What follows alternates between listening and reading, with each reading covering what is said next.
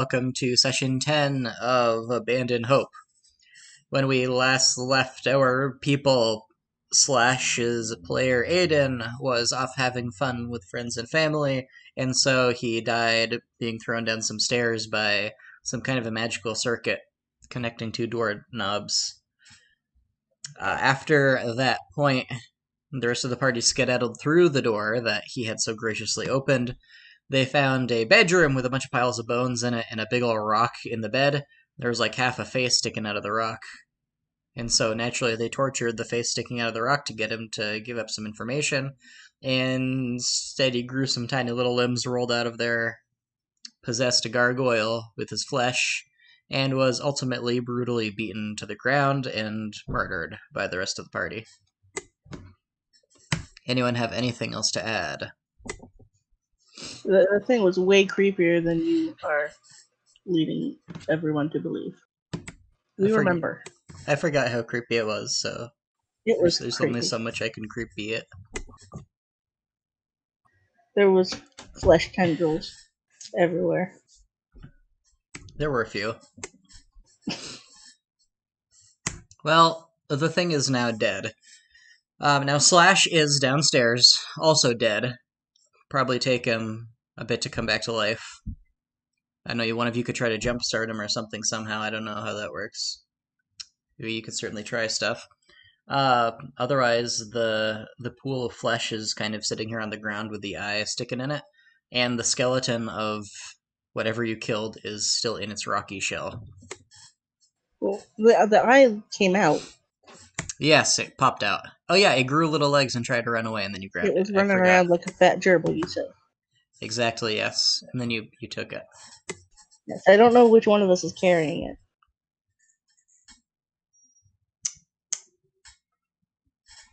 One of you is carrying what thing? Sorry? The eyeball. It was not I was skedaddling back and forth across the door, just firing beams. Yes. Worm was in melee. I think Vesper was in melee. I don't think Wendelin was in melee. But it would have been somebody who was in melee who grabbed it.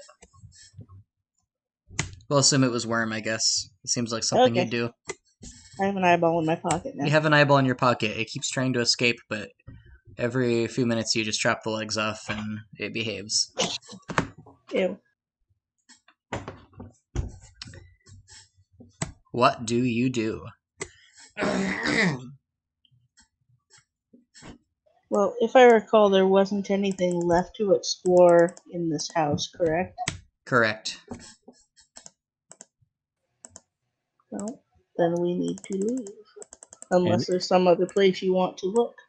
And the rock had said that its master had left. It did say that, yes. Assuming it's not what we're looking for. I mean, it did have an eye missing.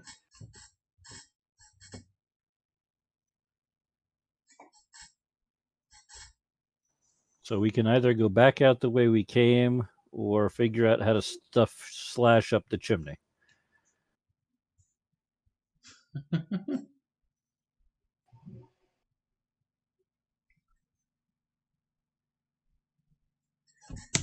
Those are both good options. If he's already dead, you could remove a few more limbs. That'd make the job easier. Well, that's true. I mean, we've got rope. We can each just take a piece of him and carry him up. Just like drag him up bit by bit. Do a real quick draw and quartering. Yeah. There is that camp at the top of the chimney, is there not? Yeah. Well, I mean, that's the only real reason to go outside that I can recall.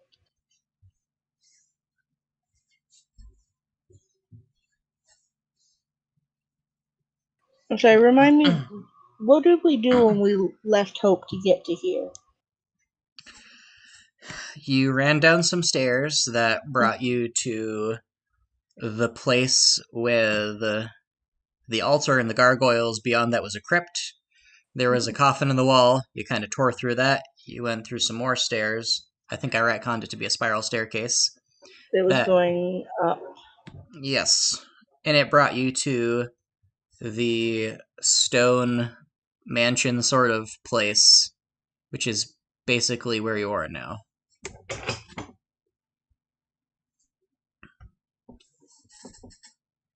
Right, we got to the first floor and then we went back up the stairs to the second floor, which is how we got to the second floor. Yes. Right. Did the stairs terminate at this house or did they go on? The stairs go no further on. Well, then I guess the only way out is the chimney. Unless I'm missing something. We have climbed the chimney once before, or at least That is correct. Vesper did. And that's where the camp was that leads outside. And there was a bird. And had a drill for a beak. No, it didn't. It did now. I'm pretty sure it did. I mean, it pecked you quite severely. I don't remember a drill, but I'm okay. pretty sure that was the thing that he said it had a drill. Oh. Sounds unpleasant. It was. Well, if there's no other part of this house that we want to look at, then we need to figure a way to get us all up the chimney.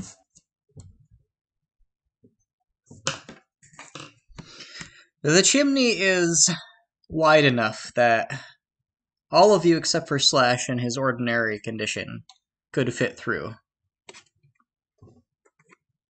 Is he just too wide at the shoulder? He is a little too swole, yes. Well, I mean, cutting off his arms is probably all that's necessary.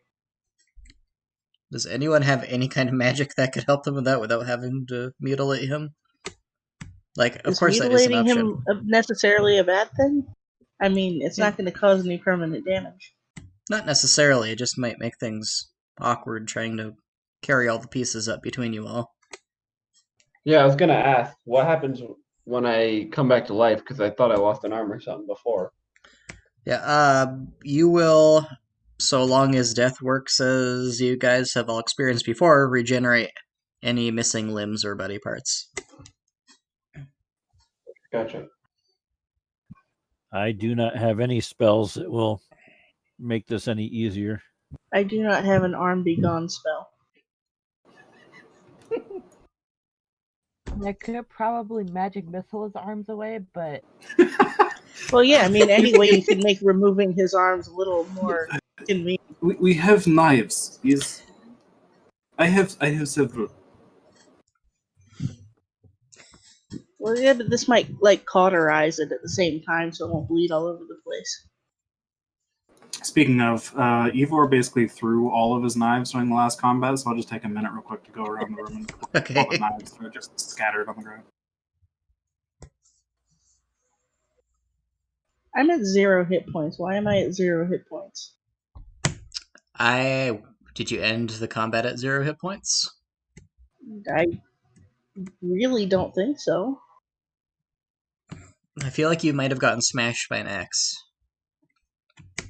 I don't remember properly. Okay. If I did, I don't recall this at all. In which case, I'm not having a conversation with y'all about removing Slash's arms. By this point, you probably would have been resuscitated. Okay, cool. At what hit points? 1. Slash have been resuscitated at this point. Probably. Slash didn't fully die for certain. Well, I don't know, we did can still anyone... see. Could anyone spare like He looked a pretty point dead. of healing so that Slash isn't just like unconscious for the next 12 hours? Shouldn't we do that, like, after we get him up the chimney? Sorry, I meant Worm, not Slash. Have a way I can restore some hit points to someone, but cure a few wounds, but I can only do it once per week. So if anyone has a more I have. do so.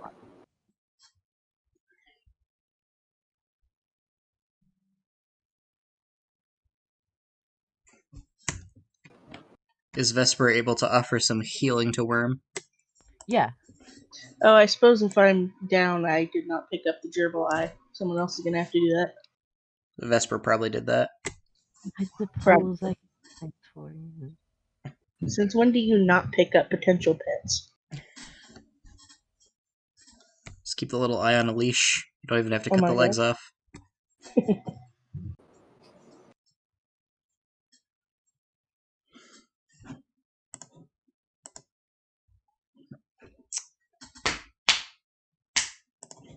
You gonna heal me? I'm working on it. Are you though? Takes a long time to cast. It's very complex.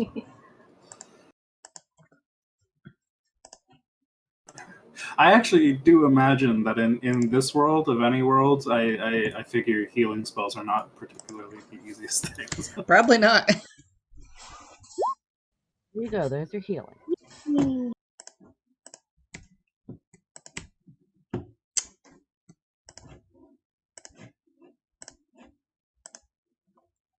Yay, that's a lot of healing. Very good healing. So Worm's head snaps up off the ground. And he's like, oh yeah, I'm alive. That's right. Well, no, but yes. I have an existential crisis. I assume that's Worm's like default mode. So now that we're back to the status quo that we assumed at the beginning of the session, what are you guys doing? Now we can have a rousing discussion about dismembering Slash. Yes. You could use his axe, that's what he would have wanted. I don't know, maybe the ghost of Isn't Slash he- could weigh in. Isn't he awake now, though? No, that was Worm that was Oh. healed. Okay, but so Slash is unconscious and also needs to be healed? Slash is dead, and it will be a few hours Oh. before he returns to existence. I see. Got you. Okay. That's what you had meant. I was super unclear about that. Sorry. Oh, good. Oh, good. I was confused. Okay. Now I get Do it. you think maybe if we wrapped him up with rope like a sausage, that we could condense him enough to spit up the chimney? I would require some strength checks, but it's certainly possible. Well, we could try that. It'd be less messy. You're gonna want to use some blunt force first to, kind of reduce the connections between various bones and tissue masses. Bones try to prevent you from wrapping somebody up sausage-like in a way that will make them narrower than they naturally are.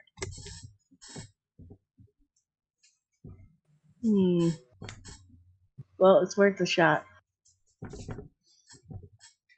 Worst thing that happens is we have to, cut him up anyway. So, Worm, you are gonna try this. Is anybody gonna help you? Does anybody really have blunt force options to add to this? Or just enough muscle to, squeeze him real good with the rope? I mean, Eldritch Blast is force damage. All that force has to go somewhere. Just wedge him in a corner and don't let up. And I suppose I could beat him with a quarterstaff until he was like jelly.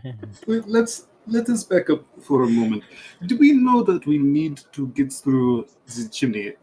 Didn't we have other options behind us to explore in this vast area as well? No? I don't think there were. I think you explored everything down here. / up here, whatever. I mean, but not on this map. But when we the people with the roast beef and stuff, wasn't there other paths to take? There was a door in the chapel that you guys never explored. Right. It's maybe before we try to dismember somebody, just on the off chance that this is the way to go, we could explore other options that don't require dismembering people. Everybody looks really disappointed and sad. Ivor says, forgetting to do his accent.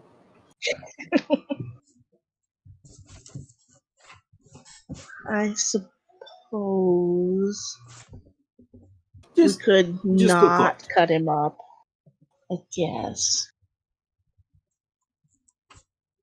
Vesper's in the void.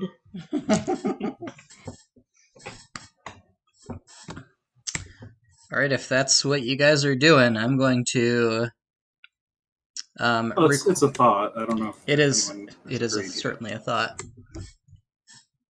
Yeah, I mean, do we leave Slash here? and come back for him? Or do we drag him along? Or do we wait for him to revive? I mean, if there's no imminent danger, could we just wait for him to revive? If we How wait for long- him to revive, the chimney is out of the question. Unless you want to hack his arms off while he's alive. Well, then he could at least give his own input. True. He could help cut off his own arms. If we go through the chimney and then he revives up there, and then we need to come back down, we would need to kill him and dismember him again just to get back into the building. So you're saying there's always a chance we'd have to dismember him. I'm saying there's a chance if we dismember him now, we may have to dismember him again later. 2 times. Mm-hmm. As tempting as that is, I think we probably should go back and explore that door.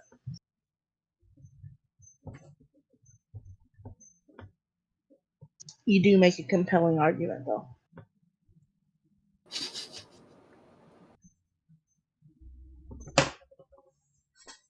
Vesper, would you like to come back from the void and join us? Well, yes, since I can find where I went. Did your token disappear? You're like in the top center. There it goes. So where is Ivor? I'm in the battle map down here. The expanded version of this room. That is The quote Oh, unquote map. that is okay. Right. Taylor, your maps are just so clear. I'm sorry. But not sorry enough to make better ones, apparently. The most clear part is the pile skelly, which is also in the void. We refer to those as illuminations in the biz. Okay. Mm-hmm.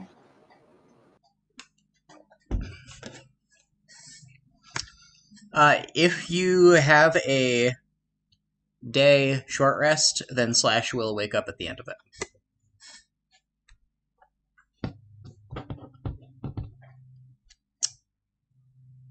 Whether or not piles of skelly...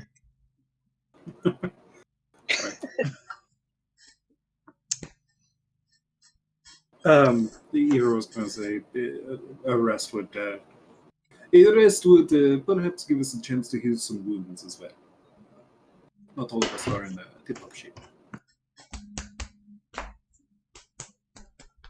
And there's a perfectly fluffy bed made of stone right there. Only recently occupied. Only recently occupied. There's probably bits of flesh tendrils still sitting on it. Not really. The guy was pretty efficient with his fleshiness. He doesn't just throw that stuff away. It's not free. So, do we get anything on a short rest other than the ability to use hit dice? Your class may give you specific things back. Some classes get, like, a couple spells or charges of abilities. I could look at your sheet. What class are you again? Cleric. I think you might get Channel Divinity back or something. I think Channel Divinity's long rest. I can't remember. To din to bend. Short rest is Channel Divinity, yep. Nice. Wait, I do not know how to cleric, so I just swing the sword at things. If you use D&D Beyond, you can click one button and it'll do everything for you. Yay! What do you get, commission? No, I really like It just makes the games more convenient and it works well. It's just the most convenient site I think I've ever used, and everyone should use it. It's great. Especially since I'm literally letting everyone use my library for free. It's great.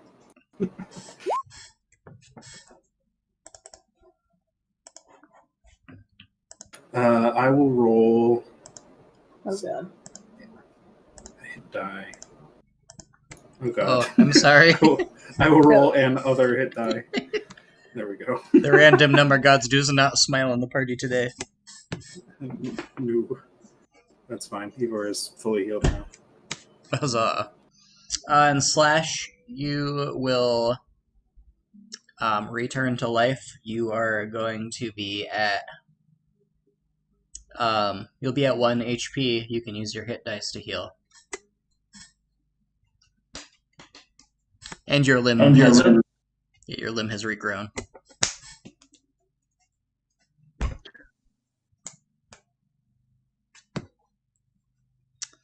And George, that is a passable amount of hit points.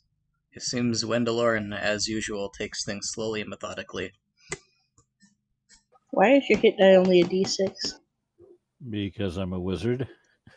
Wizards That are sucks. flimsy. Incredible Be power. happy it's not a D4 anymore.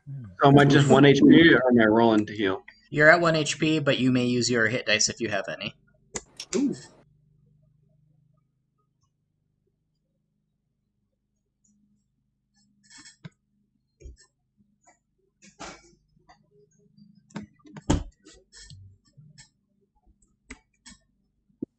What would be the hit dice? No, it's probably a dumb Are you question. using D&D Beyond for your character sheet?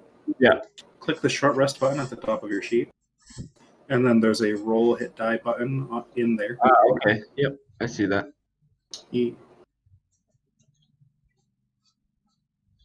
Just roll a couple of those if necessary. Not bad. You can roll more if you want to during the rest. I assume that doesn't take you quite up to your HP limit. Ooh, Very nice. Nice. There we go. I think that'll be good for now. there you go. So at some point during your encampment, Slash suddenly sits up and looks at the stump where his hand just was, in his estimation. Slash, everything smells like roast pork. It's a lovely smell. Oh, good morning, guys. What are we having today? Smells like pork or something. What happens to his hand? It slowly, unfurled, like from a flower bud. No, like the one that was cut. Is it still there on there? It crawled back to me and reattached. The hand that was... I thought it turned to ash. It did, yeah, the one that was on the doorknob. Okay. I just, infinite hands. Don't tempt me! That would have been a cool idea.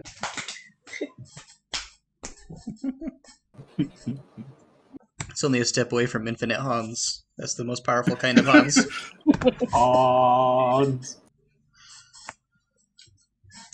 So, Slash, I assume that your teammates fill you in on the details of what just happened.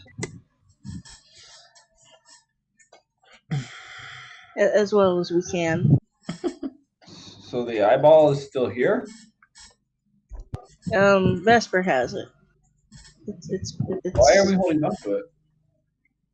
Well, because we came here for an eyeball, and now we have an eyeball. It may or may not be the eyeball we are looking for, but it is indeed an eyeball, so progress. Vesper, when was the last time you looked at the eyeball? Probably when I took it, or... Okay. Can you give me a perception roll, please? Did you put it on a little leash? I wish I had a little leash, that'd be You great. could probably use one of the little legs as a little leash. Perception. 8.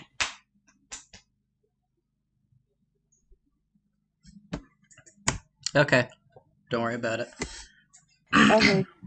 Also something I just remembered. Did Vesper go down before in the combat? Are you without hit points?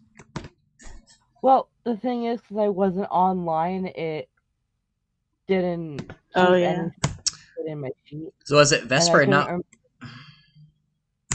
Yeah, I couldn't remember if she had just gone down to 3 or if she had been hit again. I feel like it was Worm who went down and not Vesper, but I cannot remember. I'm pretty sure that she had. Alright, we could just say that Vesper's now at... Okay, so we're going to retcon because we went through all of the healing of the Worm and the having the Vesper grab the eye. We're going to say, because of causality, Worm was actually the one to have been knocked out and then resuscitated. This is the power of a divine soul sorcerer. Okay. Also hit dice time.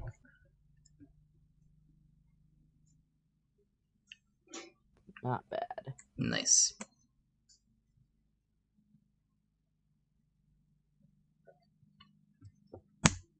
The long hours meander through these stone halls of this floor. At long last, you all have finished your resuscitations and your rests and your researches.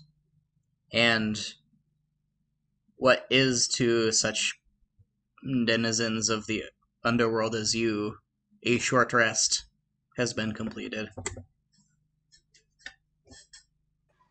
Go us. So, I guess we're going back the way we came. Unless anybody has any final objections. No, I'm good with going back. That sounds good to me. Okay, so it will potentially lead us deeper into this place instead of escaping from it. I think this is hopefully the right idea. So, arm in arm, we skip back.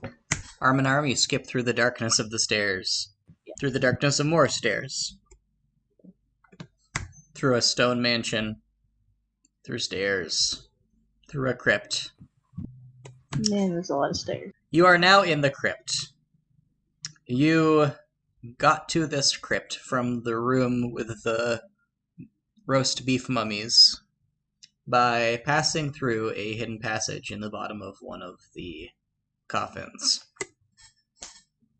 Right. I have no idea where the door was that we didn't go through. Well, there is no proper door in this room that led outward. You'll probably have to go through the hidden door again, unless you can summon another gargoyle that can drag you through the floor.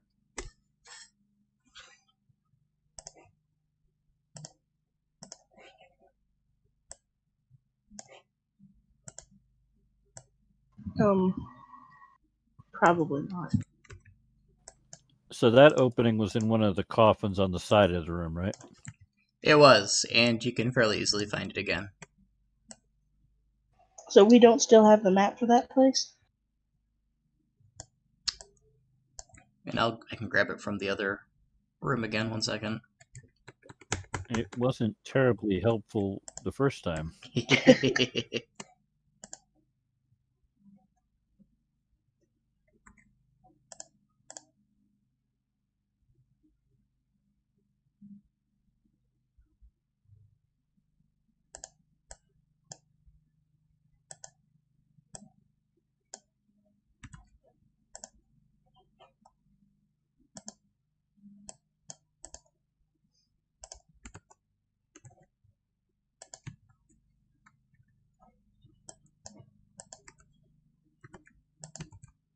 There we more or less go. This isn't the right one. Never mind, I don't have it.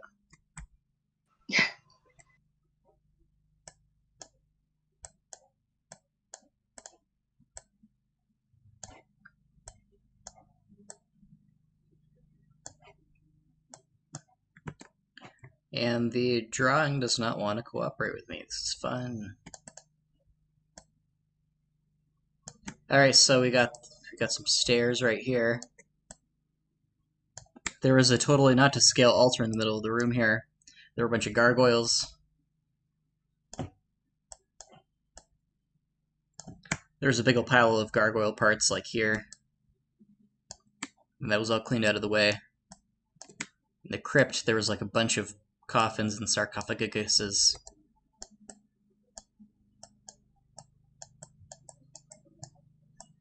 And there is like a wall with a little coffin that you guys ran through. So you just came out of this here.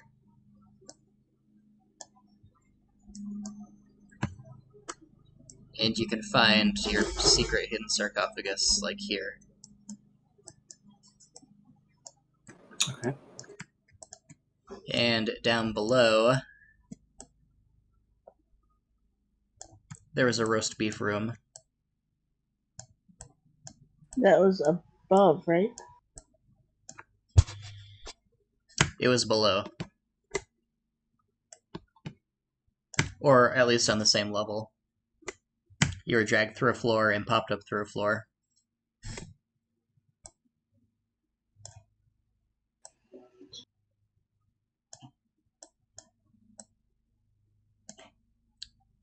And there was like a jello wall that looked just like a regular wall that led into the chapel. Oh, right. And I believe there was one door that you guys had not gone through, which was at the far end of the chapel. There was like a lectern. I might be getting the dimensions wrong, but time and space move strangely down here. Because, yeah, I had found a passage under the lectern, but I don't think we ever went through the door by the lectern. Yes. That's right. Your passage is what took you guys up above, so you guys would have come down at the lectern. Then there was a door relatively nearby. Okay, well, I'll take a look at the door, see if I notice any traps or locks or anything we'll have to deal with. Or if it just looks like a door. Alright. When you pop your head up through the secret door, you see none of the stone lizards that you saw before. That's good. Oh, good. Well, Let's get them all off. What you see is two very fat, relatively small, maybe 7-foot tall gargoyles. They're standing perfectly still in the middle of the chapel. They've got a maybe 10-foot long chain hanging fairly slack between their necks, and they each have a giant kebab skewer on which is a couple dozen of the stone lizards each. A thin blue liquid drips very slowly into a colossal puddle at their feet from the lizards where they are skewered. So they're currently moving? They are not currently moving, and their backs are turned toward you.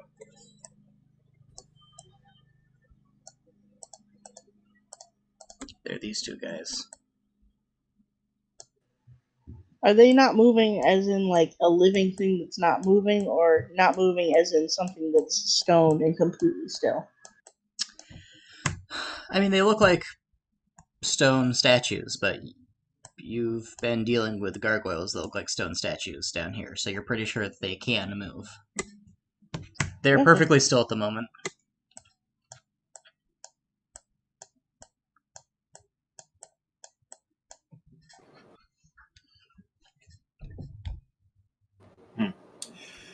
Well, if they're facing away from us and not moving at the moment, I'm just going to try that door out and see if they react to it. Alright. Are you going to be particularly stealthy about it? Sure. Alright, can you give me some stealth, please? You Should feel we pretty all, stealthy. since we're all in the same room? You can if you wish.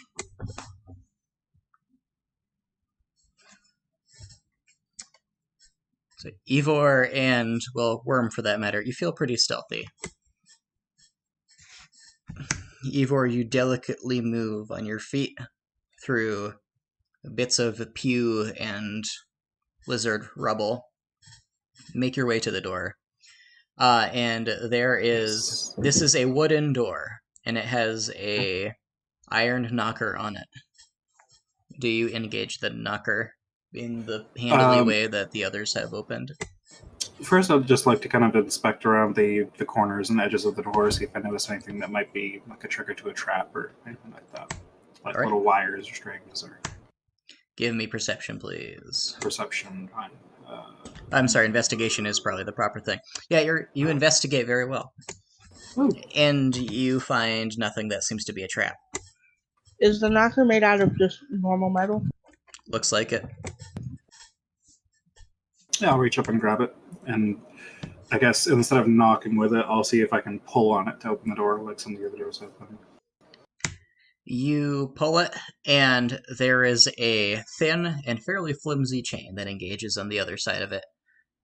And you catch this almost immediately. Okay. Okay, so it's attached to some kind of chain. And I've basically put tension on the chain, but I haven't like pulled it yet. Is that kind of the deal? Yeah, you can even catch it before you put tension on it. But I mean, if you do put tension on it, nothing happens. Nothing engages. So just like one of those little chains that locks that run across the door? That's essentially what it looks like from this side.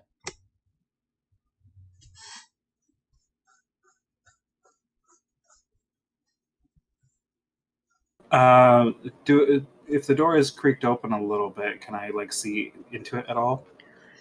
Yes, and you see a wide, short corridor, maybe 15 feet long and 8 feet wide.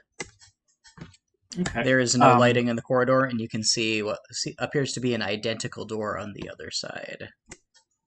Is the crack in the door wide enough that I can fit my hand through it? Yes. Can I try to reach my hand around to see if I can feel the chain and kind of unhook it or something like that? You can feel it. Unfortunately, opening the door wide enough that you can get your hand through pulls it taut and prevents you from unhooking it. That's a good point. Okay. Just said it was something.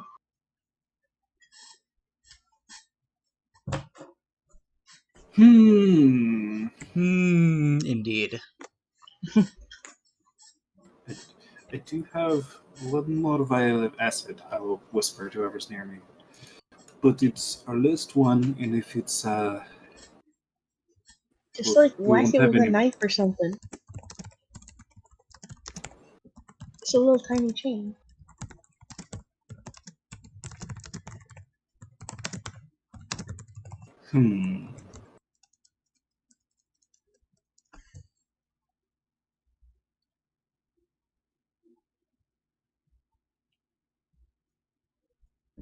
Have the gargoyles reacted at all to this movement and the whispering?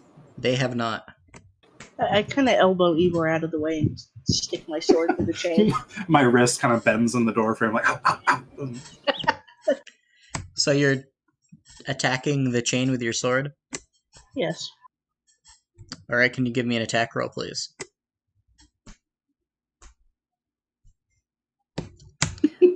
You give it a good old snap, and it jangles away, having broken. I take a bow.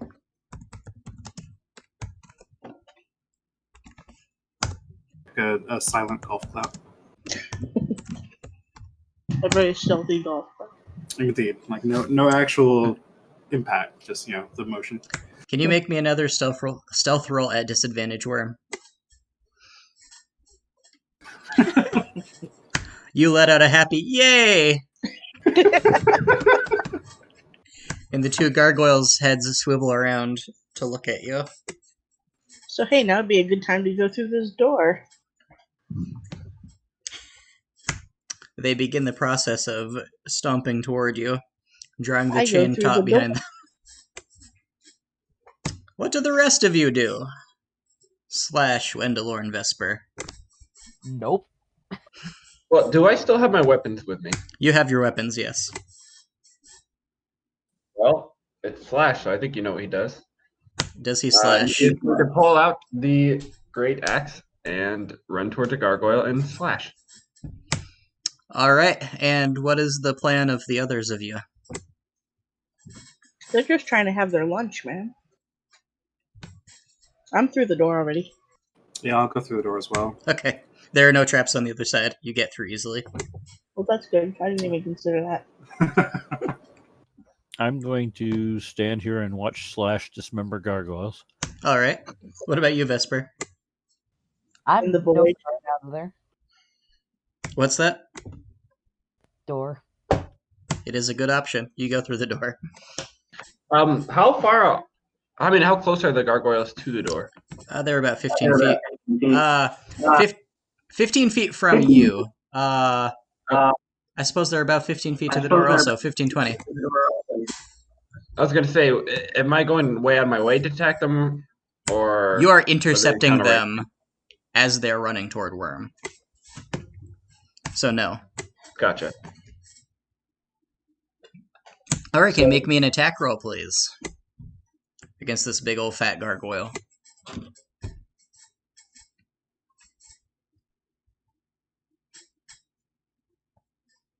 Nice. Would anybody else like to enter initiative? Um, Got it covered. have they retaliated yet? They Or have is it not. just- They do have disgruntlement in their eyes toward Worm at the very least. I'll enter initiative, but I won't act until I see one of them try to attack somebody, and then I'll hold. Well, I guess I can't hold anything until it's my turn. Whatever. I'll just enter initiative. Okay. I guess I'll enter the initiative, but I won't do anything yet.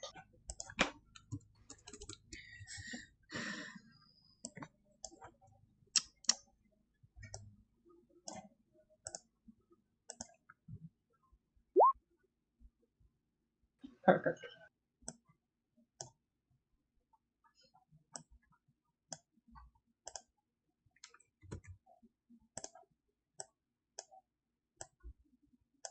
All right, these are our gargoyle 1 and 2 tokens. Do I still have to roll initiative? Yeah, you need to click on your token and roll it. Is one gargoyle a centaur and the other one a casino? One of them is a guy in chainmail playing with a Tesla coil. That's who you were before you got a proper thing.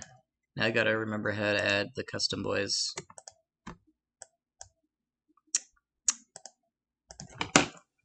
I'm still not sure what I'm clicking on to.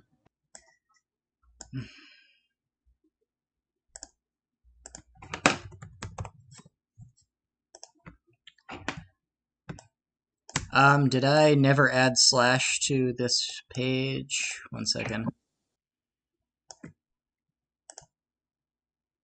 There we go. I can change that to a 13, I guess. Oh, I can do it. Nice. There we go. That's my real initiative. All right. It is missing though. It is missing now. Oh my word! I hate Roll20 so much. I'm destroying the field, scrolling, clicking, trying to move things. Everything's dying. Roll20 is yeah. Part of that is just my base ineptitude, but at least 12% of it is definitely Roll20.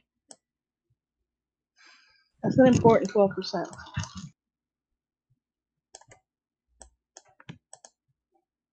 I finally gave in and switched to Foundry. Understandable. Yeah, I don't think you have a token here, Aiden. So I'm gonna give you I one. think so. 1 second.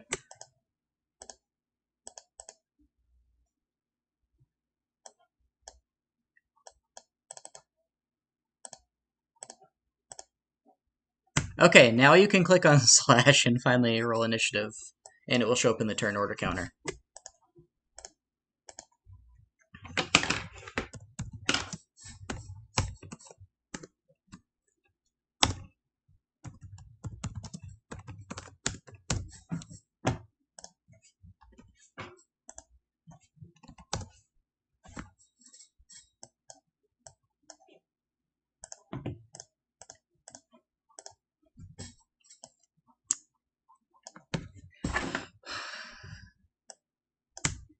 Are you able to do that, Aiden? I'm trying to remember how I do that. I click onto it, but Okay. I don't do option. You should be able to click onto it and then go to roll D&D Beyond and hit roll initiative. I think the plugin will make it hook into that. Jordan knows better than me, I'm sure. Yeah, if you hit the initiative button, it might ask you on roll 20 if you want to roll it with advantage or not or whatever. But yeah, just click the. Have you located the initiative thing on your sheet? Yeah, but and then it doesn't let me roll it. It just tells me about it. So if you click the Beyond 20 button, that's another way to do it too. In the top right corner of the initiative box that opened up.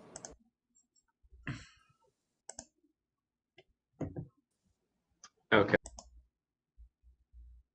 And make sure you have / selected on roll 20. Yeah, there you go. Nice. And that's a good initiative. That's very good. So the people actually acting will go first. So it's actually going to be Slash who is up first. Slash, you are attacking. The Missigno and the guy with the lightning in his hand are Gargoyle 1 and 2, respectively.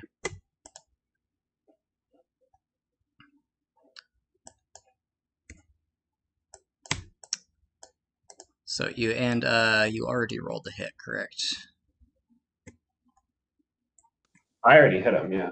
Yes, you did 9 slashing damage. So your great sword, great axe, smashes into the stony fat of this gargoyle.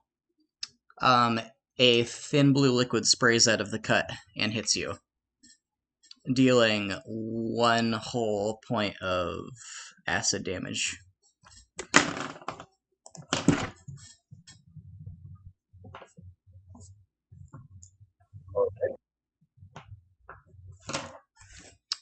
Do you do anything else? I don't have a bonus action, so I'm just gonna step back a little bit. All right. Can you rage as a bonus action, or is that a full action? That is Oh yeah, do that now. All right. You become enraged at the sight of gargoyles.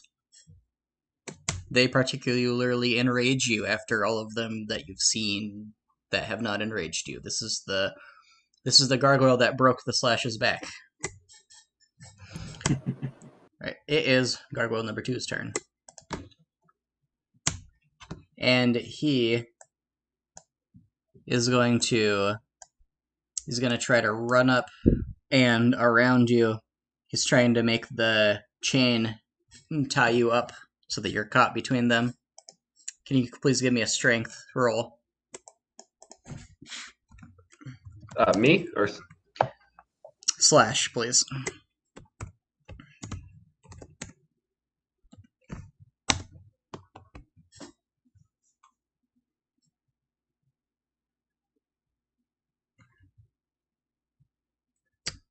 Right, so it'll be the first one there. I don't know why I did it twice. It's acting up, I'm sure. The chain catches you and prevents you from moving until you're able to escape. That simply reduces your movement speed to 0. It's not going to affect you in any other way. And he raises up his kebab skewer full of lizards and tries to bash you over the head.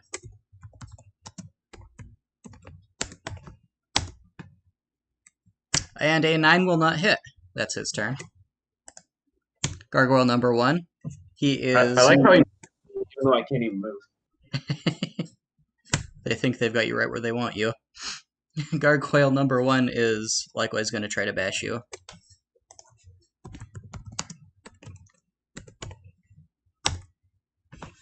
A 13 does not hit, I assume. No. He is going to try to drag you along as he hauls you and his companion across the floor toward Worm. Can you give me another stealth roll, please? Strength roll, please. Those are 2 different words.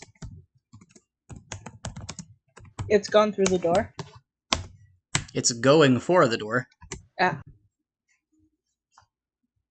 Ignore the dexterity roll.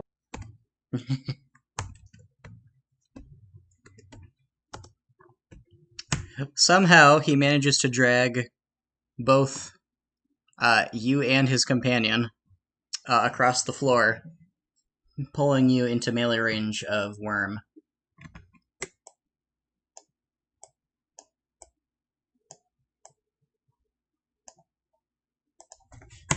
It is Evor's turn. All right, Ivor. They're not quite at the door yet, right? They're at the doorway. They're not through the doorway. Okay. Would I be in melee range with them or outside melee range?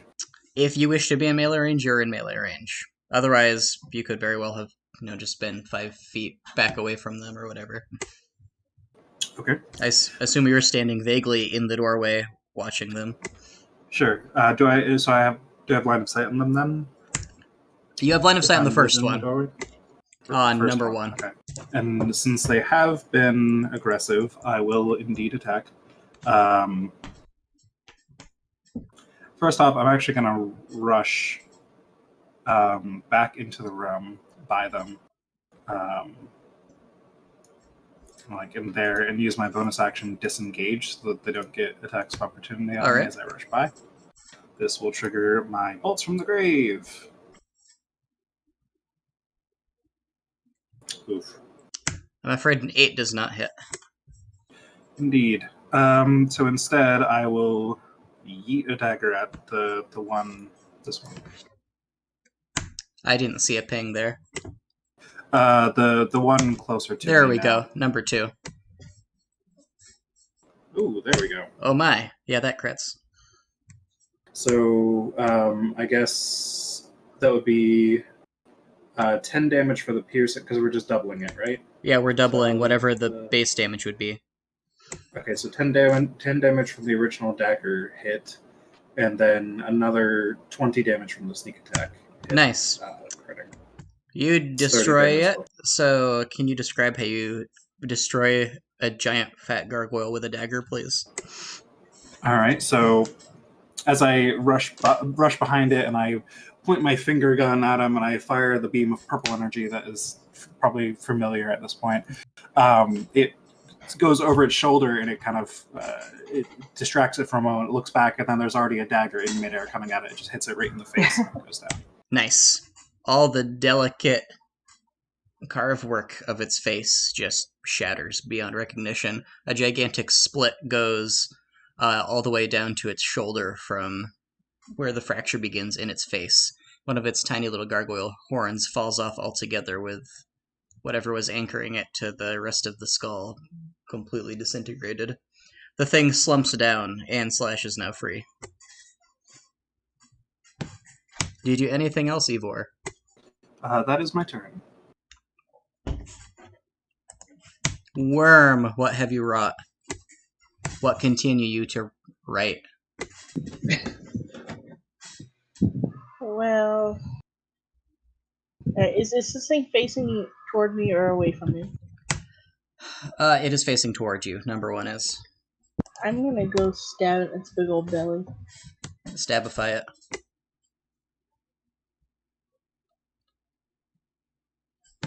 That does not hit. Dang.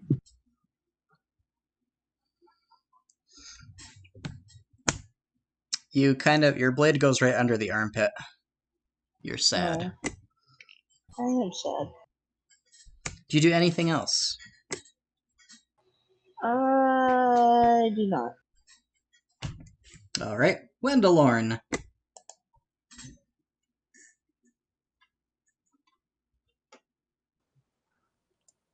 If I move over in that general direction someplace, can I shoot a scorching ray between Slash and Worm and hit the gargoyle? Yes.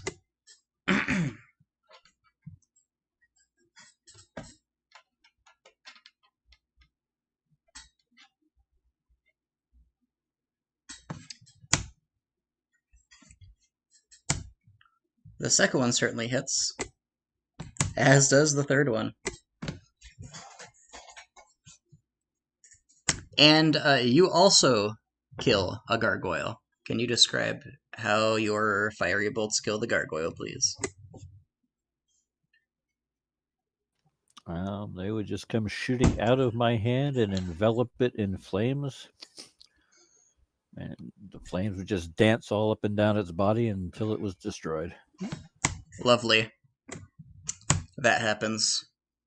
A gargoyle then slumps down in front of the door, blocking the doorway. We're out of initiative. It's you hitting it. You think you're so special. Was this the greatest achievement of fire magic in the campaign so far? I think so. It's had a difficult time finding its place thus far, when bushes weren't immediately... I mean, they were bushes. Like, come on. But this is a gargoyle. It's beautiful. As a gargoyle engulfed in flames is a sight to behold. It is. There wasn't even any gasoline involved. So we can go through this door now into the void. So long as you get the gargoyle out of the way first. Well, I was between the door and it. If it slumped in front of the door, then it landed on me. It probably did. Can you give me a dexterity saving throw? You nimbly don't get falled on by a gargoyle.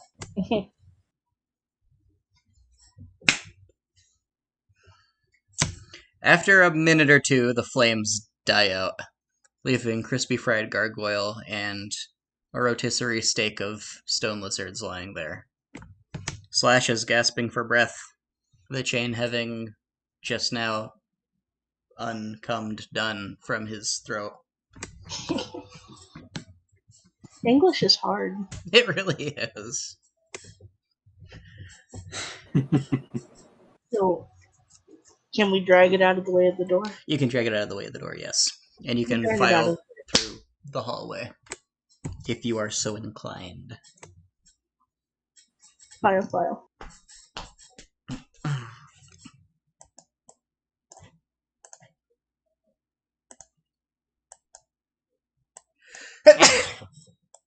One moment.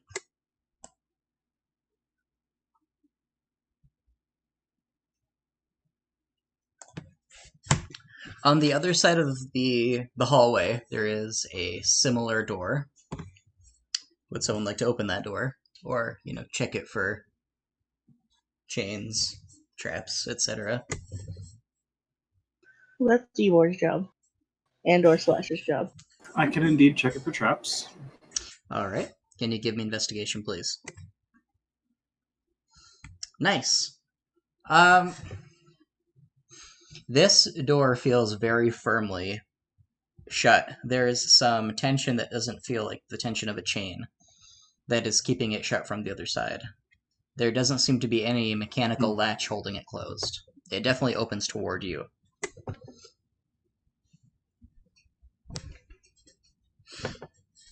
What's the door made of? Hardwood. It has another iron-like knocker.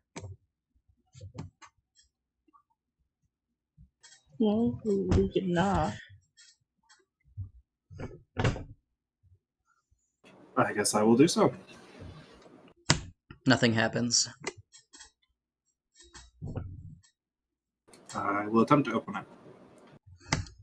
Alright. You try to pull it, and it strongly resists. Would you like to haul on it? Would you like to use some tools to try to open it? What would you like to do? Can two people pull on it? Yeah, it's a fairly wide hallway. You just need to have something to give you both a grip on the door, I guess. The knocker? I mean, I guess that would only... Yeah, that only be enough room for one person. it's not really wide enough for multiple people to get their hands on it. Just like run a rope or a chain yeah, through the knocker. I was gonna say I'll just loop a rope through it. I've got a Alright. rope. You can each grab onto it, and so one of you can give the other advantage on their strength check to haul on it. I will assist you. Okay. Damn it. This is a stuck door for sure. You don't open it. You hear the sound of taffy slowly losing its tensile strength on the other side of the door. Oh, is that a sound familiar to most of us? Probably. It's a sound of the creaking of some kind of a gelatinous, mildly organic substance as it is strained and comes close to giving out. We could ask Slash to chop through the door.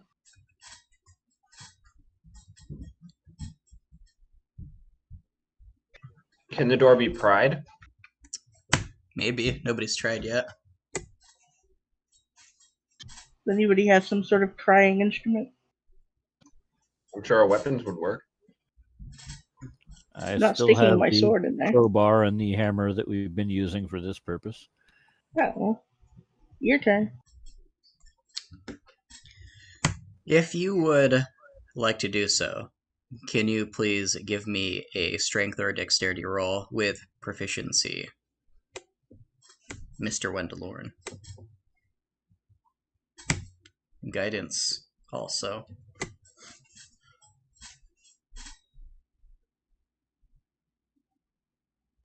How would I do it with proficiency? Either click on the item if you've given it that ability, or just click on an equivalent skill that you have. If you have one that's dexterity plus proficiency, or manually roll it. Let me look at your character sheet.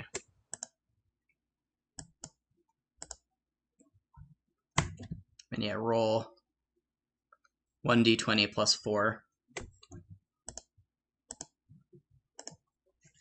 plus 1d4 from guidance.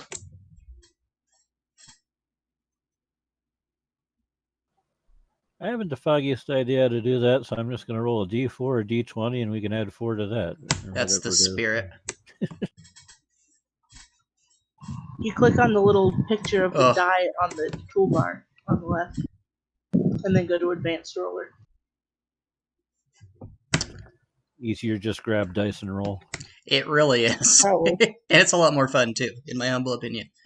Wendelorn slips and falls. His tools clatter to the ground. There is a bit of blue goo that was under his foot that went unnoticed.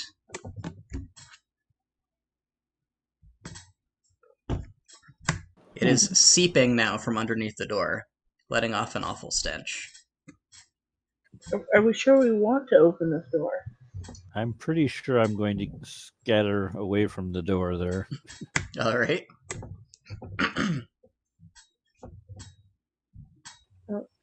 Would anybody else like to try the crowbar? I am pretty terrible at using my Someone with actual physical strength. Yes. I suppose I'll try. All right. So, am I just rolling strength? I don't remember what he had to roll. I don't think you have proficiency. With a pry bar, it just lets you add your proficiency whether or not you have any skill with it. Is that right? I can't remember how the I tools think like it that gives work. you advantage. Okay. Crowbar. I thought I had one. I do not. And that makes more sense. It's listed on the item description what it does. Alright, can you... If Jordan could look that up while Aiden gives me just a basic strength roll that we can modify later if we need to, I would be grateful. Yes, the description of the crowbar. So I can just do this. Nice. Alright, then please give me strength with advantage, Mr. Slash. Well, I mean, I suppose I already did because it shows 2 rolls. Oh, gotcha, I didn't notice that you rolled. Sorry. Well, you... Add a d4. Yeah, added a d4 from guidance.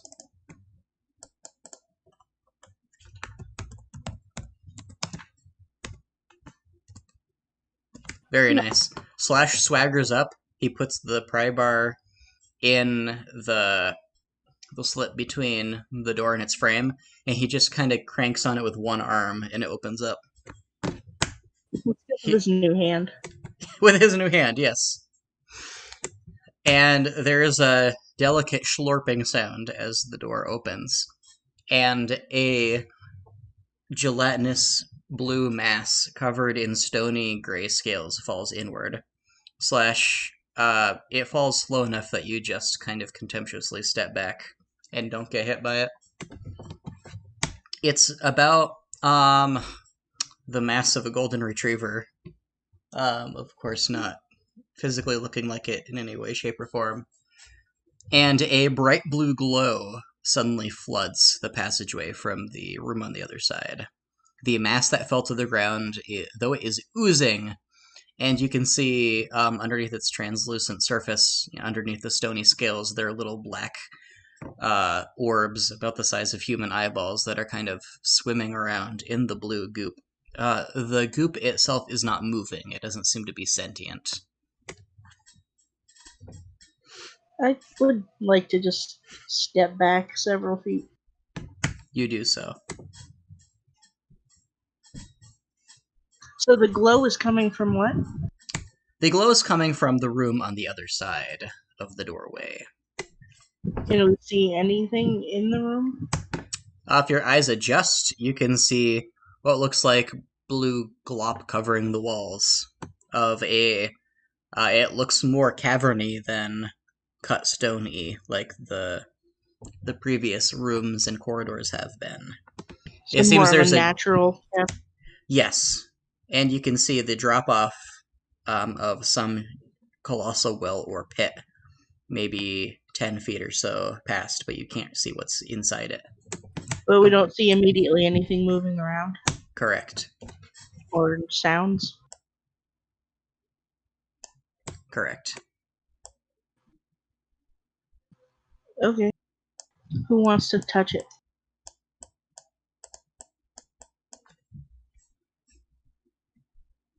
I guess Eivor will go up in an attempt to interact. How are you interacting with it?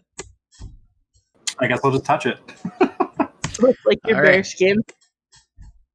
Fine. Eivor's done worse. Alright, you take 1 point of acid damage. Yeah. This is indeed acid. A light hiss rises from your flesh and wafts through the corridor. It smells like mushrooms. We should try to collect some of it.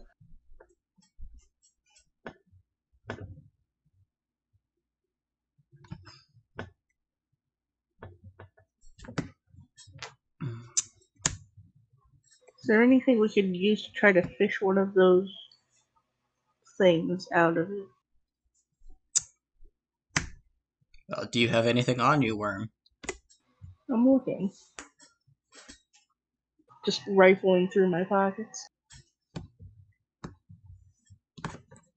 This is why adventurers need to carry 10-foot long glass rods, in case they need to, stir cocktails or fish out eyes from masses. Are we still carrying those bone clubs? From way, way back? Yes. I mean, maybe you would have preferred to carry one of those instead of something else. I imagine when most people got their far better metal weapons back, they would have preferred to use those. Well, I didn't say I was using it, but I mean, it's still in my thing. Well, if it's still in your thing, then you probably still have it. Okay, well, I'll use the end of that to try to get one of those frames, if I can. Alright. The overwhelming smell of salami fills the corridor as you put the bone into the mass. Are we aware of salami? We are now. Yes. I guess so. Yes, you are aware of it. It is a food Excellent. stuff that exists. Excellent. And the bone, being old, sun-bleached, brittle, and utterly marrowless, dissolves into bone ash almost immediately upon immersion into the mass. Oh.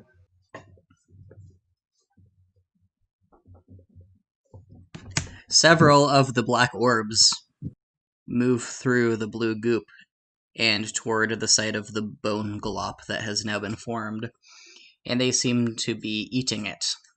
Tiny little beak-like mouths are showing themselves and nibbling at the bone stuff. Do they seem to change in any way? They do not.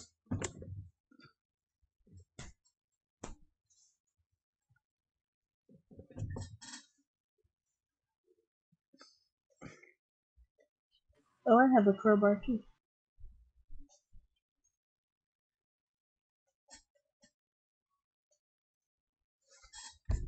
Well, if anybody else has a burning need to try to explore this thing, go for it.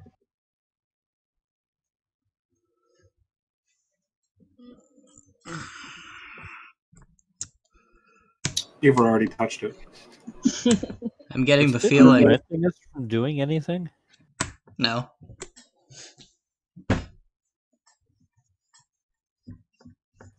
Then why do we care about it? Because it glows and it's squishy. Ah, You could just jump over it if you felt like it, probably. It may not hurt to try to collect a bit of it. Do you have like empty vials? Either? I suppose I would have. I had 3 acid vials to start, and I poured out 2. So I suppose I would have 2 empty vials. Yes. Did you also pour out... no, Vesper poured out oil last session. You probably have the glass from that also. and Wouldn't I hurt to an have empty extra glass. acid.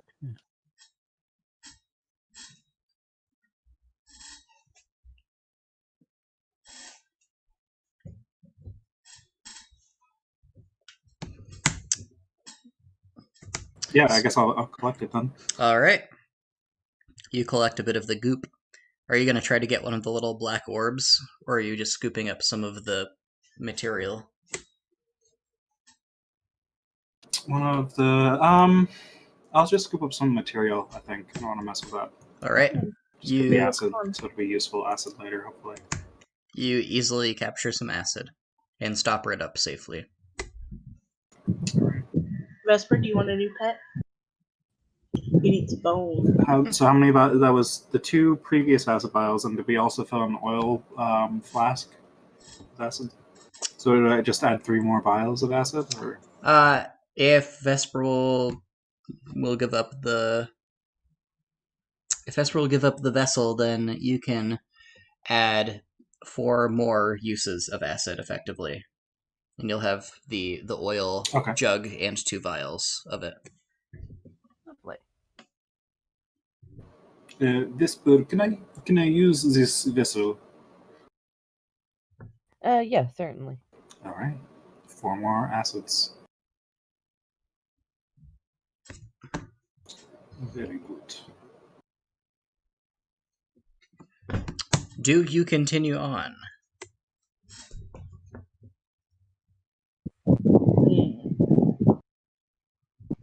Yes. I suppose. You walk through the doorway and into the glowy room. The cavernous walls and the ceiling that looks like it's about 50 feet up are all slathered in the blue goop. You can see the black dots hurrying around inside the goop every which way if you look. Whatever goop seemed like it perhaps would have dropped down from above the door probably already has done so, as it didn't drip at all as you guys were standing near it. You're able to get through it safely without getting acid rained. The floor is not at all covered with the goop, interestingly enough. The floor is polished silvery marble. You mistake it for metal at first, but close examination shows you that it is, in fact, marble that is... the surface of it has been impregnated with some kind of a glittery, glossy substance. It is very soft to the touch. The pit is about 20 feet wide and 15 feet long, and it is in the middle of the room about, what was it, 20 feet-ish, whichever it was, from the door. If you walk toward it, if you peer down, you see the walls of it are covered in what look like little sharp mollusks, little limpets. They descend into complete darkness. Well, it's odd. It's like darkness with a bright, deep glow at the very bottom of it. It's probably magic or something, because that doesn't make any sense, does it?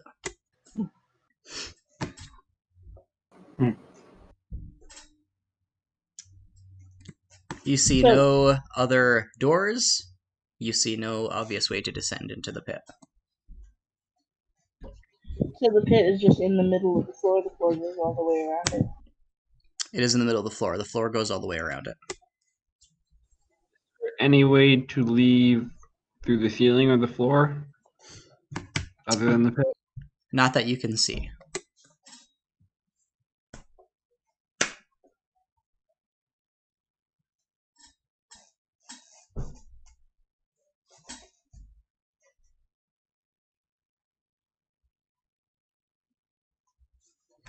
Some stone shifts on the wall to your left slash. You turn and you see a very small, perhaps the size of your fist, bit of gray stone fall to the ground, and then wiggle around for a minute before slowly inching its way toward you.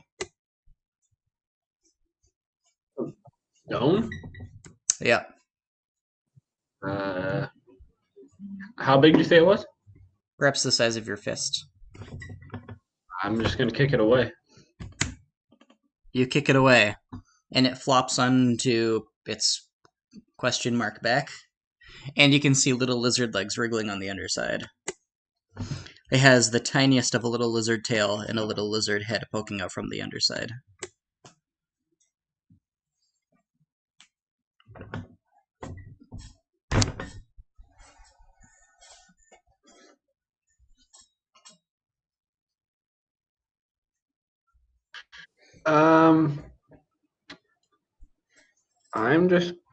I don't know.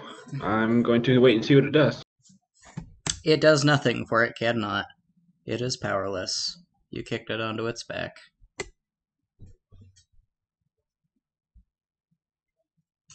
Eventually it gurgles and chokes on its own fluids and dies. I'd look to see if there's anything else alive in this room other than us. Well, there are the many-sized stony scales covering the blue goop. And after having seen that little bit of it moving, you examine the wall closely, and you determine that these gray stony scales may in fact be more of that lizardy stone creature, ranging in size from no larger than the nail of your pinky finger to ones nearly the size of the stone lizards that were in the chapel. Okay, did everyone else see the lizard, or do I have to point it out to them? The others probably saw it. I imagine there's no reason they wouldn't have.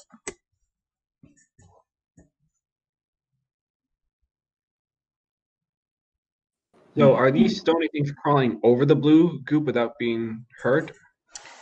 They are not really moving. That one moved. Most of them are completely immobile. But they're certainly not dissolving from simple contact.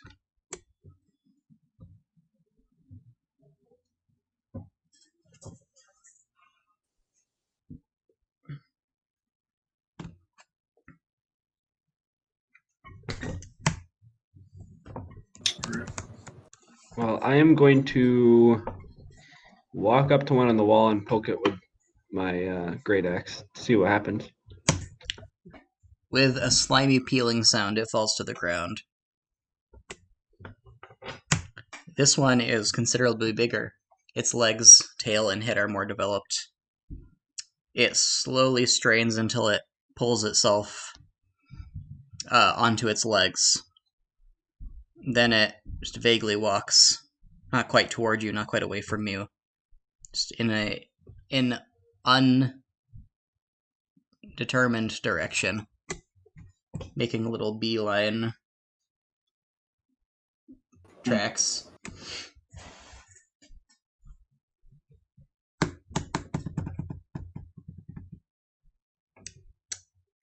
The scent of salami is strong after the large one has fallen from the wall. We should toss one down the pit and see what happens.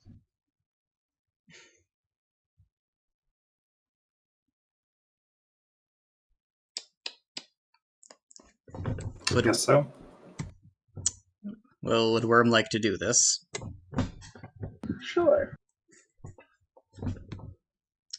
You grab one, you pull it off, it comes away with a suction-y, and then you toss it down the pit. As it comes perhaps a foot from the edge of the wall, long tongue-like protrusions sprout from all of the limpets that are nearby and grab onto the thing, dragging it violently toward their razory shells and wrapping around the thing, crushing it against them until its shell splinters. Its little tiny screams come up from the well, and its blue juices pour all over the limpets. There is a bubbling hiss as the flesh and the armor of limpet and lizard alike all get crunched and dissolved together into a gelatinous mass, which then slips off of the pockmarked stone wall behind and drizzles down into the bottom of the pit, leaving a bare patch of stone. Well, that's not enough information. Slash, why don't you jump down there? You gotta lower him down so that he has something that can regenerate. For science. No thanks. I Yes, think I've died was. quite enough in this little adventure.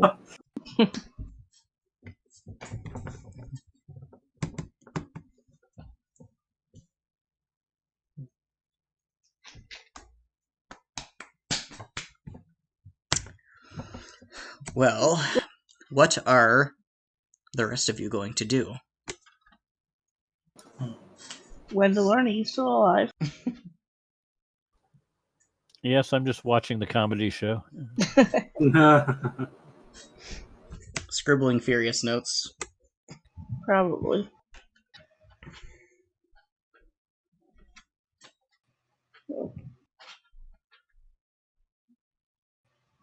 We could toss other things down there.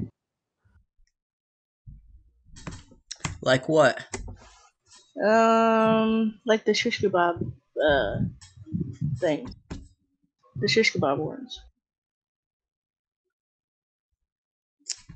If you'd like to drag one of those in here, you can. It's pretty heavy. Yeah. I'll give that a shot. Lacking anything better to do. You're gonna have a pretty rough time getting it over the blob of slime in the doorway.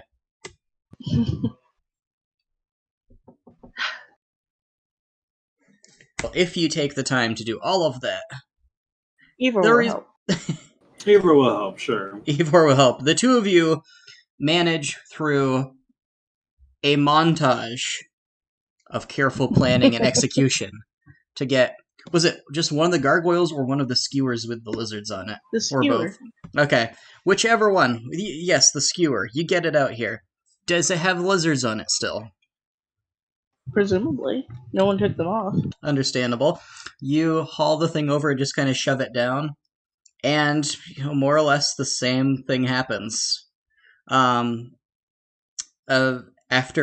a short and efficient display of brutality involving razors, tongues, lizards, and skewers, there's finally one metal skewer plummeting down and clattering and clanging to the bottom of the pit, apparently unaffected by acid.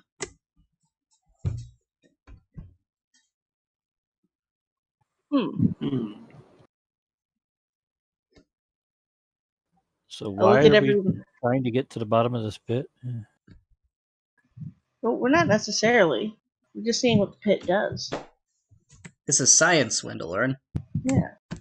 Toss something organic down there. Somebody cut a piece of Slash off. Should take turns. Some people have given more than fair When in doubt, slash. I mean, everybody's got their role to play.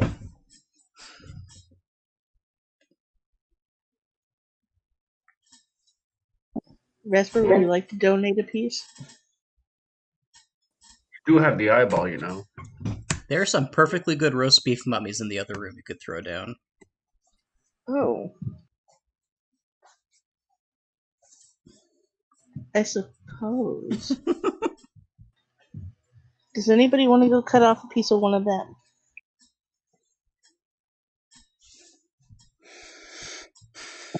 I can do that. Okay. You bring it back here. Was there any other way beyond this room besides this pit? Not that you can see.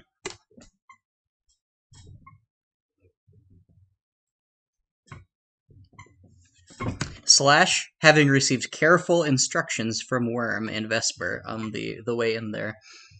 I don't remember, did Slash ever make it into that room before? He might just remember. I can't remember. He makes his there. Okay. He makes his way through the Jello door, and he sees the 4 desiccated figures sitting at the table.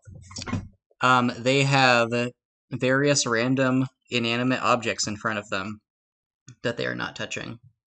Very mundane objects. I was gonna say a key, but that sounds ominous, and that wasn't what I intended. An empty bottle, a plate made of wood, like, I don't know, a glass rat. And they're just kind of staring at these objects. They have no more clothes than they did before. You know, they're withered. Don't really matter.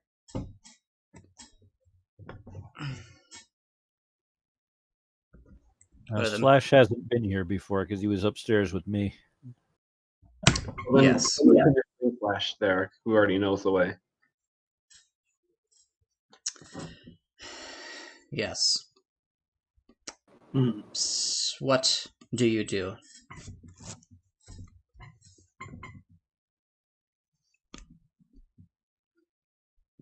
What do I do? Yes. So there's 4 bodies at the table, correct? There are. Okay, I'm just going to, I don't know, cut off one of their arms. They're dead, aren't they? I'm assuming. Well, you cut off his arm and he starts screaming. I would have checked if he's alive first before I cut him off. That's why. Well, he didn't respond before you cut off the arm is the problem. He didn't even ask for roast beef? He didn't. Now he's screaming for Anthony, though. The bats have found their way in again. Hold on, I didn't cut off his arm right away. Okay. What did you do? If he was dead, if he's not dead, I wouldn't have just cut off his arm. I mean, he wasn't responding. He wasn't moving. He looked like a withered mummy. He didn't smell particularly nice. Is there something else you did to check if he was alive or not before cutting off his arm?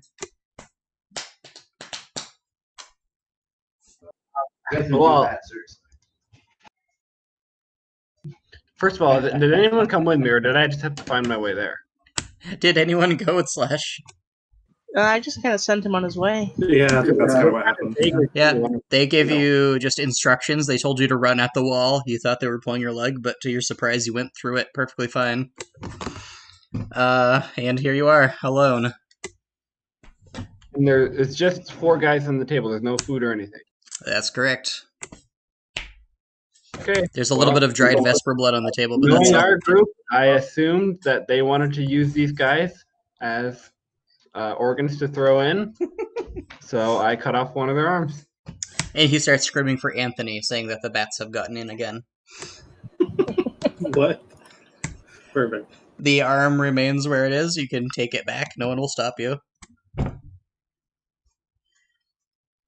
The other 3 figures do not wake up. The guy you cut off the arm of continues to sit there and stare at the table.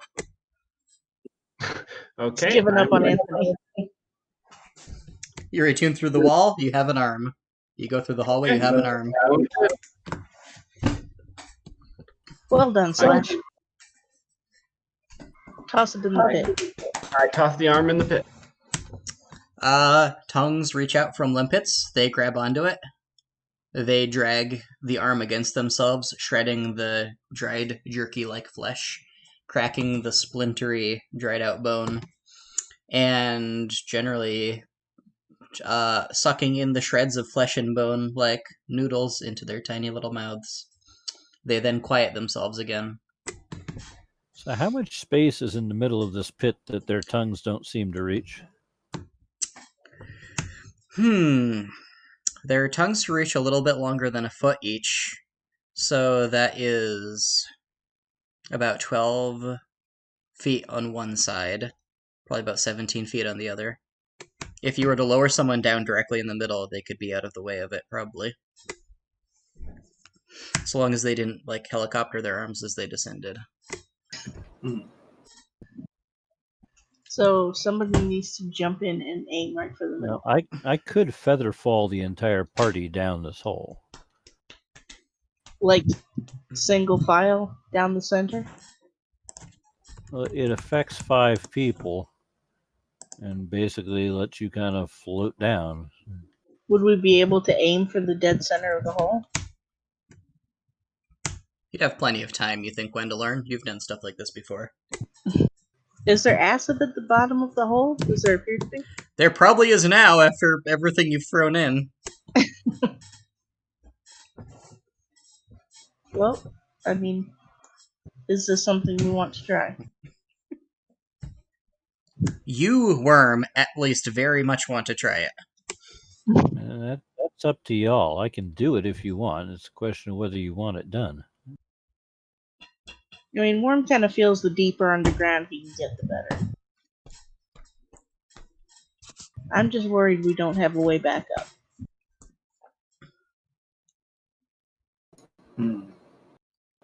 I mean, could we not just hammer in a rope somewhere?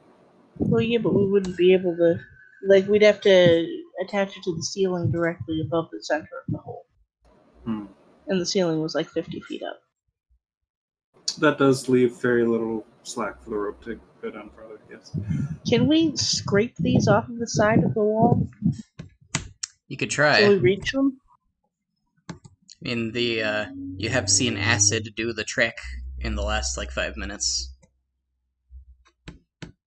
Well, you could pour a bunch of acid down there and see if you can clear the wall. You could alternatively try to do it manually, just to get an idea of what'll happen. Yeah, there's no acid on the wall, right, where these things are? No, wherever the acid contacted the wall, it dripped away. And they don't appear to exude acid of their own? They do not, no. Alright, then I'll take my sword and see if I can scrape them off of the wall. Alright, how long is your sword? Okay. It's a great sword?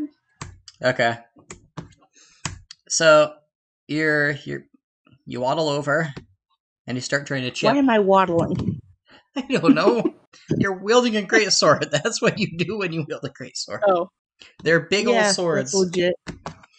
You great sword on over, and you start trying to chip. The tongues immediately lash out and grab onto your sword blade. They seem to have little suction cups on them. Can you please make me a strength roll?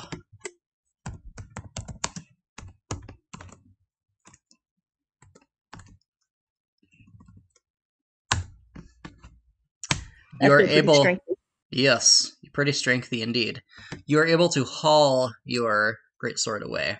There's a little multitude of plorps, like a bunch of sentient bubbles crying out in anguish as they all die as you pull away. Did I successfully scrape any of them off the wall? You did not. They kind of grappled your blade almost immediately. Yeah, try pouring acid on them.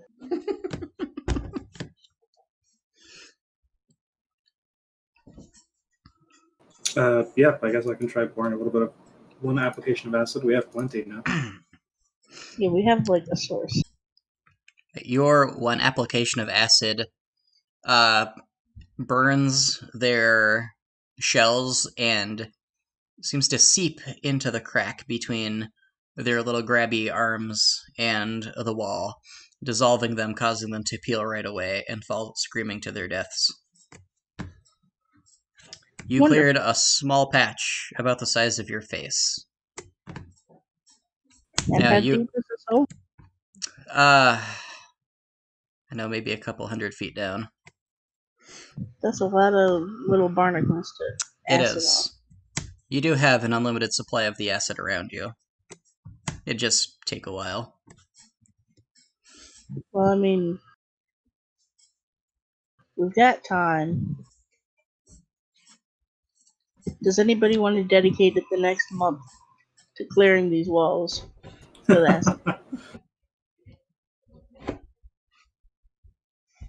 Not particularly, no. What do you got a date? Well, I mean, we are trying to catch up to someone, yes? Vesper. Form tries to remember. Vesper, can you please give me a perception roll? I So think if we're trying to catch up to them, then they've already gone down this, presumably. Unless they went out the chimney. Vesper, your Okay. bag that had the eye in it seems to be considerably heavier than it was not too long ago. Maybe this morning. Hmm.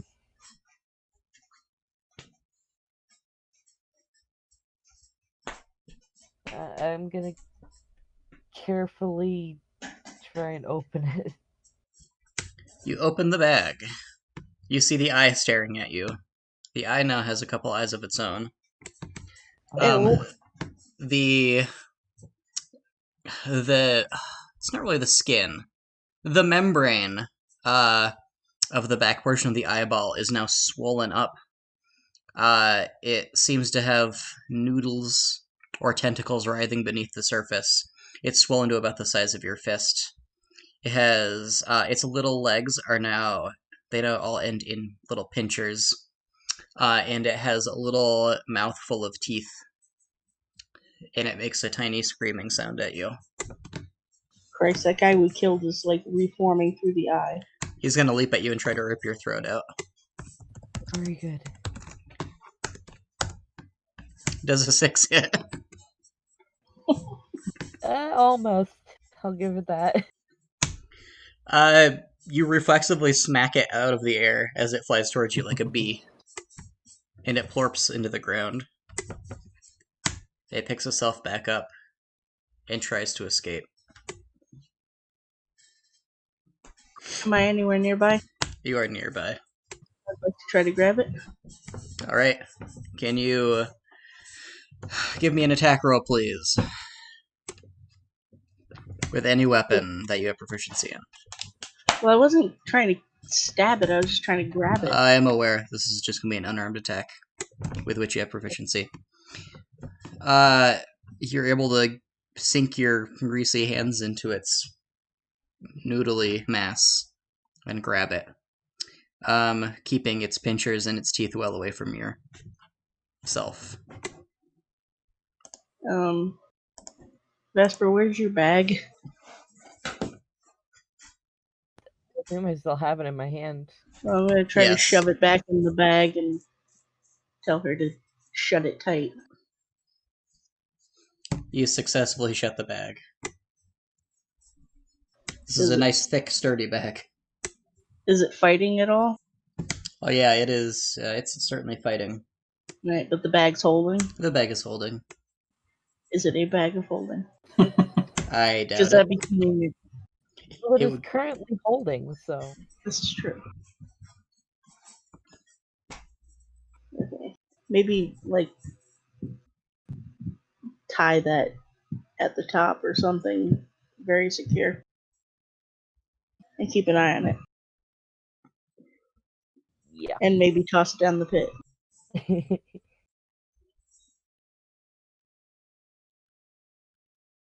Like, I don't know if we want that guy regenerating. I don't think this is the eye we're looking for.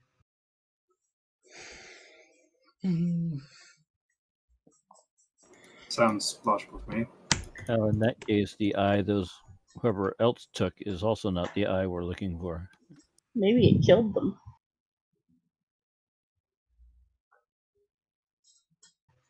So, do you want to see what this eye becomes, or do you want to see if we can kill this now?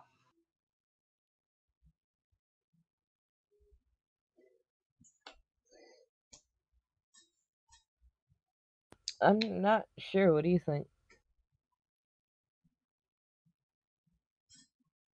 The screaming grows louder from your bag, Vesper. Like, if it grows, it'll certainly be dangerous, and I'm not sure it will have anything useful to tell us. It didn't last time. And I don't think we have a good way to contain it if it gets any bigger. What do you mean? You've got a perfectly good rock egg upstairs. You seem to have a hard time getting... It worked until you started pouring acid on it and provoking it. Yeah, but like he demonstrated that he could just get out anytime he wanted. I am in favor of just tossing it in the pit.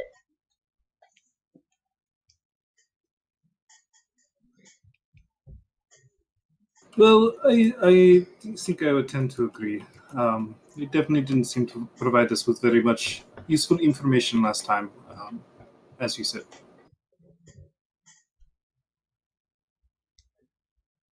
Vesper? Yeah, maybe that may be a safest option. Okay. At the same time, though, it may have a purpose. No, it could be useful. They just wanted to make tea. I think it's just going to get bigger until it kills us.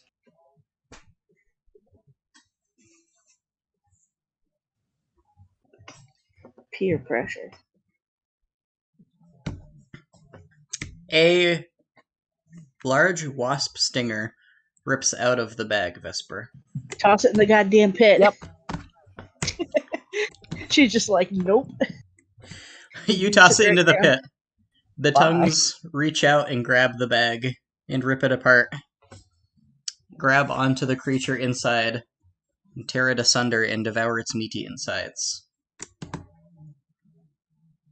Immediately, a thunderclap comes from far, far, far below your feet, rumbling through the floor.